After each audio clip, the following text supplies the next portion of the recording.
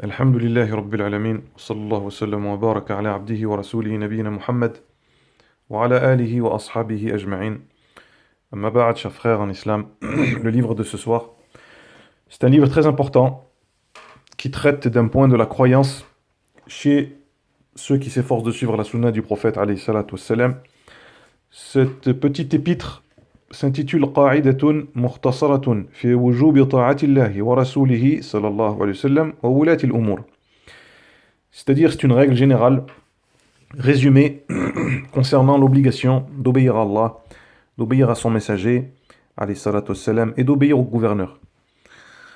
Ce titre, il est tiré d'un verset du Coran dans lequel Allah subhanahu wa ta'ala il dit وَأَطِيعُوا اللَّهَ وَأَطِيعُوا الرَّسُولَ وَأُولِي الْأَمْرِ مِنكُمْ.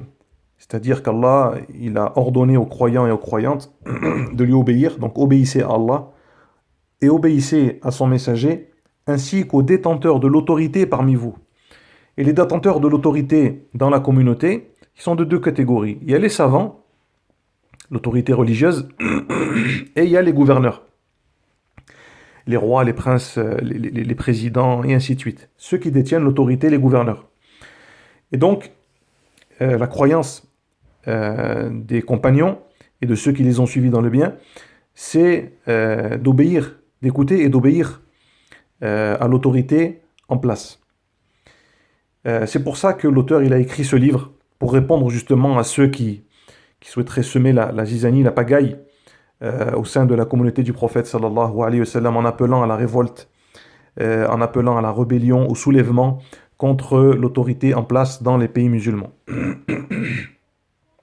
Et en introduction de cet ouvrage, le Cheikh Abd al-Razzaq ibn Abd al-Muhsin al-Abbad al-Badr, hafidahullah, il a écrit une petite introduction à travers laquelle justement il a rappelé à travers des textes des savants des premières générations, donc comme l'imam Ahmed, comme l'imam al-Tahawi, comme l'imam al-Lalaka'i, comme beaucoup de savants qui ont écrit dans leurs ouvrages respectifs, qui ont traité de ce sujet-là, et qui ont montré que c'est un consensus chez les savants de ne pas se rebeller contre l'autorité en place.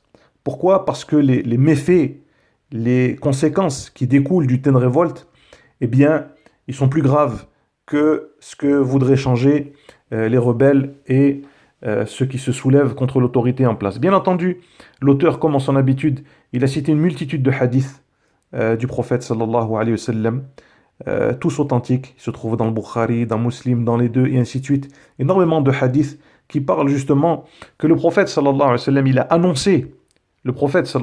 a annoncé à ses compagnons qu'après lui, il y aurait des gouverneurs injustes, des gouverneurs qui ne donneraient pas leurs droits à leurs administrés, qui s'octroieraient des privilèges, qui donneraient des privilèges à leurs familles, à leurs proches, et ainsi de suite.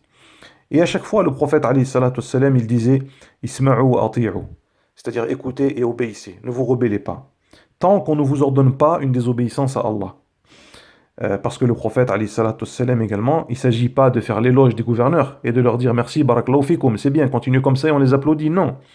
Mais l'attitude du croyant, c'est d'écouter dans le bien et d'obéir dans le bien. Bien entendu, il ne faut pas obéir dans le mal et obéir dans le mal, c'est logique, alhamdulillah, ça coule de source. Et je voudrais vous faire partager, donc ça c'est le livre traduit en français, alhamdulillah, un passage qui résume assez bien le contenu de cette épître. Il dit, Cheikh al-Islam ibn Taymiyyah, rahimahullah ta'ala, c'est pour cela que ce qui est connu dans la doctrine des gens de la sunna est qu'ils n'autorisent pas la révolte et le combat contre les dirigeants, même s'ils commettent des injustices, comme le montrent les hadiths authentiques répandus du prophète sallallahu alayhi wa sallam, et l'auteur il en a cité une multitude dans son ouvrage. Car le désordre qui découle du combat et du trouble est plus grave que celui qui provient de l'injustice du gouverneur, qui n'entraîne ni tuerie ni trouble. Ainsi, il convient de repousser le plus grand des deux torts en faisant le moins grave des deux.